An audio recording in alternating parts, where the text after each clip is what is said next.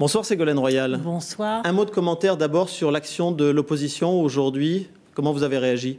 Je pense que l'opposition n'a pas de critique à faire sur le fond et pas de proposition, puisque je leur ai demandé mais quel type d'investissement, quels sont vos projets que nous pourrions financer. Il n'y a eu aucune réponse là-dessus. Donc il y a un effet de mise en scène voilà, qui est assez anodin par rapport aux enjeux que nous avons votés. Je crois que nous sommes fiers d'être la région où il y a des raisons d'espérer. Alors justement, vous êtes aussi qui maîtrise son budget, puisque nous sommes la seule région à ne pas prendre sur les habitants la taxe sur les carburants, c'est-à-dire nous laissons en pouvoir d'achat aux habitants de la région 44 millions d'euros, 170 millions d'euros que nous n'avons pas prélevés, parce que je pense que c'est par le pouvoir d'achat qu'on peut relancer aussi l'activité économique. Ça veut dire que l'essence est grosso modo 3 centimes moins cher en Poitou-Charentes que dans toutes les autres régions de France. C'est un gros effort, vous savez, ça veut dire qu'il faut faire attention, qu'il faut lutter contre les gaspillages. Et nous faisons dans ce budget 30 millions d'économies en remettant en cause des dépenses qui ne sont pas forcément utiles pour pouvoir financer de gros investissements. Contrairement à ce que dit l'opposition, nous finançons les centres de formation des apprentis dans le département de la Charente et je tiens beaucoup à l'apprentissage. Nous créons 500 places supplémentaires pour les apprentis. Nous allons financer l'hôpital Nord de Sèvres. 12 millions d'euros. Nous finançons dans le département de la Vienne le Center Park et la diffusion de l'activité touristique Royal, sur la région. On ne peut pas lister l'intégralité des mesures que vous avez prises aujourd'hui, mais globalement, vous avez choisi de relancer la croissance par l'investissement. Est-ce que vous ne regrettez pas que le gouvernement de Jean-Marc Ayrault ne prenne pas exemple sur vous ? Nous sommes région pilote, alors restons-le.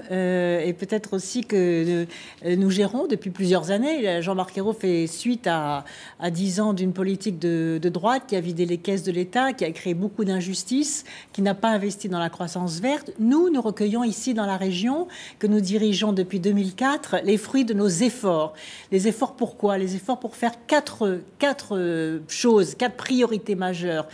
C'est d'abord faire la mutation écologique et nous continuons à investir fortement sur les énergies renouvelables, notamment sur le plan méthanisation. Deuxièmement, faire une région des entrepreneurs et je veux développer l'esprit de création d'entreprises et d'innovation dans la région.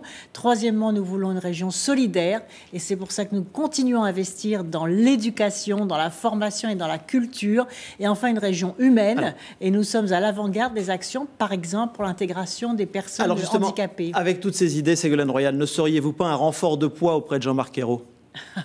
Je ne veux faire aucun commentaire sur voilà, les bribes d'informations qui surgissent ici ou là. Alors quand même, ce qui est important, c'est que depuis quelques jours, plusieurs de vos proches, notamment Najat Vallaud-Belkacem, évoquent la possibilité de votre entrée au sein du gouvernement de Jean-Marc Ayrault. La question a été posée hier sur Canal+, à Vincent Peillon, qui était justement à vos côtés il y a quelques jours dans la région. On l'écoute. Si vous étiez François Hollande, feriez-vous entrer Ségolène Royal au gouvernement ? Je ne suis pas un président de la République. Non, bien sûr, mais c'est le jeu de... C'est des responsabilités très lourdes. Et par ailleurs, je n'ai pas 4 enfants avec elle, comme vous le savez. Et donc, franchement, je ne sais pas. Ce que je peux vous dire, j'étais en Poitou-Charentes avec elle il y a 10 jours, je crois, pour inaugurer un lycée Merleau-Ponty. C'est une femme à qui la vie politique française doit beaucoup. Ça a d'ailleurs été la première d'entre vous à être candidate à un second tour de présidentielle. Alors Ségolène Royal, est-ce que vous aimeriez participer à l'action du gouvernement aujourd'hui pour redresser la France? Non, je ne veux absolument pas rentrer dans ce sujet-là. Et je fais que vos proches en parlent. Mais on leur pose la question, donc ils répondent avec amabilité, je les en remercie. Mais vous savez que depuis des mois, on dit qu'au début de l'année 2013, on pourrait vous faire des propositions, que vous entretenez des liens étroits et réguliers avec François Hollande. Je ne veux rien dire sur ce sujet. Je peux vous parler de la région autant que vous voulez. On vient de traverser un moment important aujourd'hui avec le vote du budget qui va permettre d'apporter aux habitants de la région des moyens supplémentaires d'agir, de se former, de se cultiver, de trouver de l'emploi. Nous montons en puissance sur le pacte de confiance pour l'emploi des jeunes, avec les emplois d'avenir qui sont financés dans la région. C'est très important. Nous allons aider 300 petites entreprises à exporter.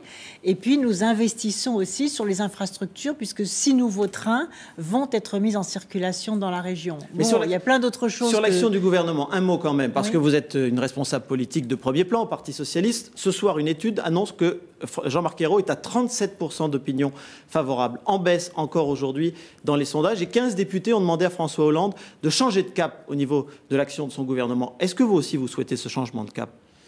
Écoutez, c'est pareil. Moi, je ne veux pas rentrer dans les polémiques. La situation est déjà difficile pour un gouvernement qui fait face à la crise, qui a hérité d'une situation très difficile, avec des comptes publics plombés. Il y a une vraie volonté de redressement de la part du gouvernement de Jean-Marc Ayrault.